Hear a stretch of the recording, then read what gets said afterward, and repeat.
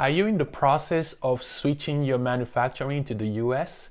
Well, I think it's a good idea, but there are some things you really have to be aware of before you start talking to US manufacturers. In this video, I'm going to be showing you 10 things I've learned about US manufacturers that you might want to be prepared for so that you can have a great success. But before we jump right into it, I want you to do me a favor, like this video and subscribe to my channel for some other cool stuff I'm going to be sharing with you along the way, okay? All right. Come on, let's jump into it. Number one, US manufacturers are very niche.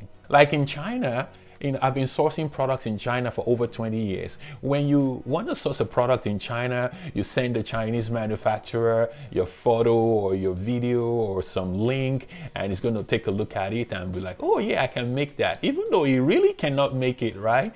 It can just make something similar, but the Chinese person will never say no to some products, right? Most of the suppliers that I know in China, they don't really like saying no when you come up with an opportunity for them to make money. But in the US, it's very different. US manufacturers are very, very niche, right? They will not do things that they cannot handle. If they only make cabinets, they would only tell you they can make cabinets. You can never force them to make a stool when they can only do cabinets. If they're so cabinet oriented, just leave it like that. Let them just do cabinets for you, right? If your product is not a cabinet, do not go to a cabinet maker in the US trying to convince them to make a wooden drawer when they don't make stuff like that, right? That's the first thing. US manufacturers are very niche and they will not bend for you, all right? So take that in mind and go to them with that in your mind. Number two, which ties into what I just said about there being niche, they are not flexible. US manufacturers are not flexible. They will stick to the way they do stuff. They don't, if they only make, I use the cabinet example, if they only make a cabinet with a knob, they will not make 4-side cabinet if that's not this specialty. If they only make wooden spindles, they will stick to wooden spindle and not do iron spindle for you, right? In China, other parts of the world, suppliers may be flexible, but not in the US. They don't do that. They have to stick to the game plan, or they have to stick to the drawing or whatever you give to them, okay? Number three, US manufacturers don't promise what they cannot deliver. Right now in China, one of the problems we're having now is suppliers keep taking on orders and they keep taking on orders and they keep taking on their orders. They can't really fulfill all these orders. They just don't want to miss out on your money. So they give you a 90-day turnaround time for your products. That's really a bad way to do business. But when you're talking to US manufacturers, they will not promise you what they cannot do. If you tell them, please, I want to make 5,000 units, they'll be like, nope. I can only make you 500 units, right? So please bear in mind, don't be annoyed or don't be frustrated when you're talking to a US supplier and they stick to their guns and say, no, I'm only going to be able to make you 500 units in a month. That's their capacity. Remember, manufacturing left the US several years ago. It's just starting to come back. So we have to cut them some slack and be patient with them as they grow back their capacity, okay? The next one is, which is really good, is US suppliers have better ways of doing things. That's what I've learned with a lot of suppliers that I've spoken to in the US. They seem to have a better way of doing things. And if you can just relax and let them assess your product and give you different approach or different solutions to your product, right? Let me give you an example. So you have a product and you give it to a US manufacturer. They're going to take a look, the engineers or the factory workers are going to take a look at it and like, why are you making this product this way? Why don't you drill from this side? Why are you using nails to nail this product? Why did you cut this product this way? Why can't you just do it this way?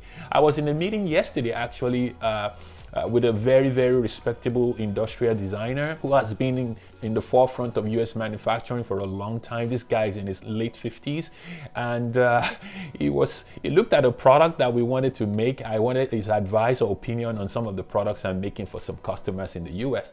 And he looked at the product. He's like, why is this guy using aluminum for this product? He could have used a glass-filled nylon. I'm like, what?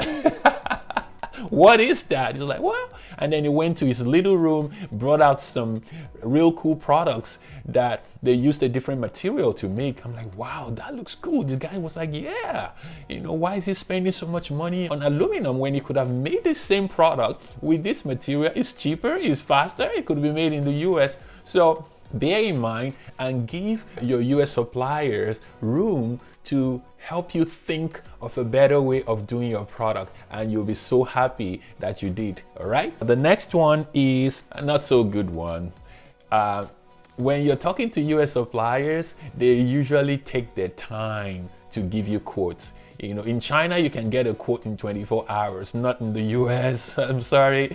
In the US here, we take our time to, give you quotes. It could take 2 to 3 weeks sometimes before you get some quotes. There's sometimes I've waited for a quote for almost a month.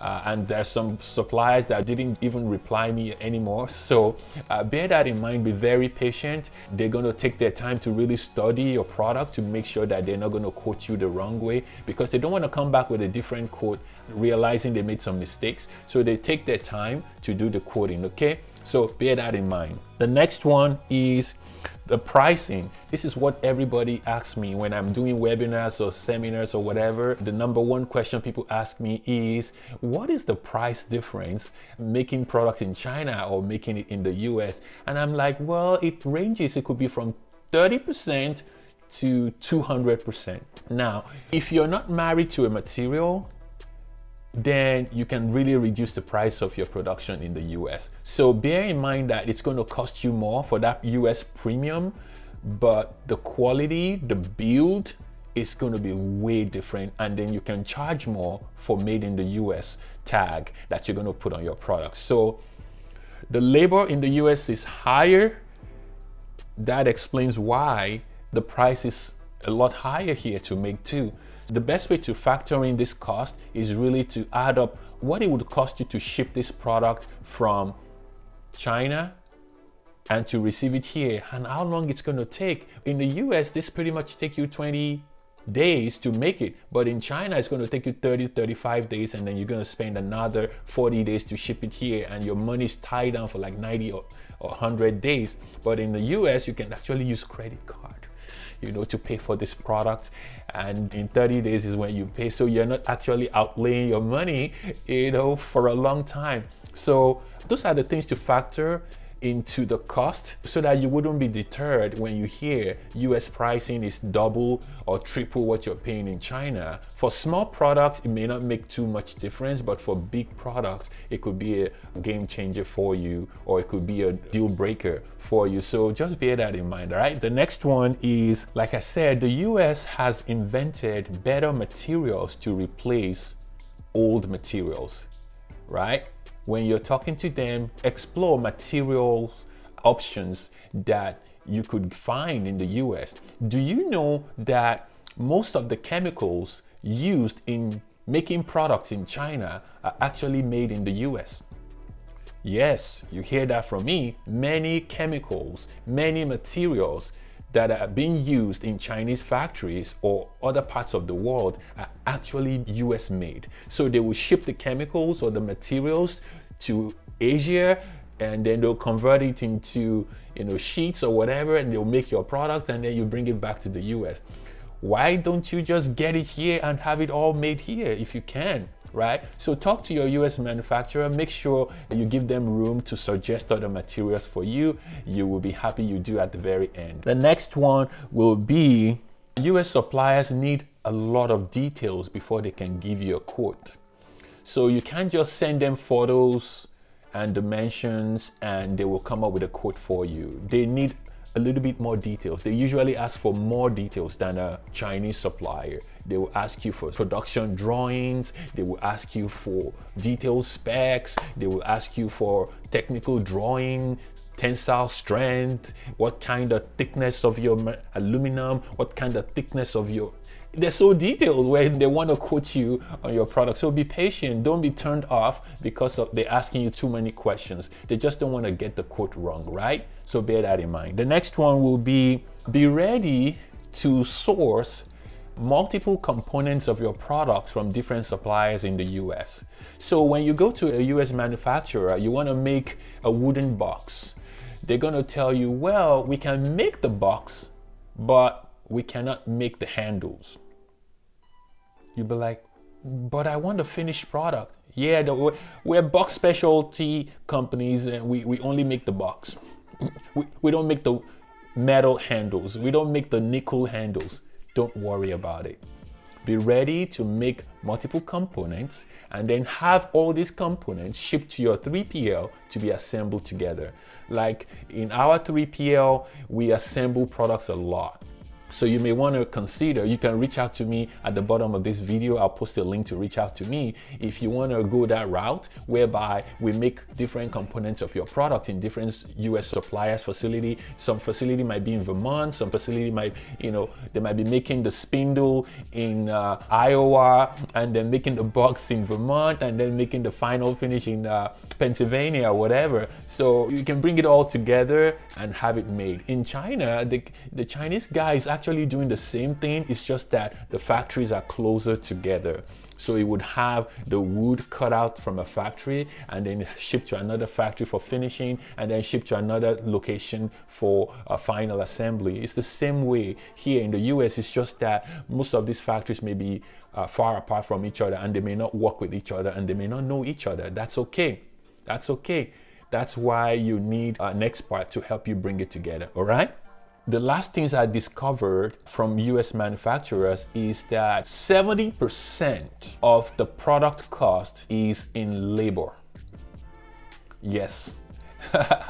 They may not break it down for you like that, but that's actually what it is. If you go to a mechanic shop, maybe you go to the dealership and you take your car to the dealer and you want to do oil change or you want to do tire rotation or whatever, look at your bill very well. It's going to say the labor is $60 an hour and the parts is $4. It's the same way when you're doing product manufacturing. 70% of the cost in the US is labor. The 30% is really the material, right? In China, it's probably the opposite. Maybe material could be 60 and the labor will be 40 or 70-30 or 80-20. So just bear that in mind, that that's just the way things work in the US, but don't let those deter you. Just go for it. If you think your product is well vast and ready for US manufacturing, go for it. If you need help, reach out to us in Honu Worldwide and I would be able to help you out. I may also be able to post some links down there under these videos for resources that might be able to help you. Okay? So guys, what do you think? Are you still going to go for US manufacturing? Let me know how you're doing. Post comments, give me shout outs on the bottom of this video. Don't forget to share this video and subscribe to my channel and I'll be able to help you out, okay? All right, have a great day. Bye.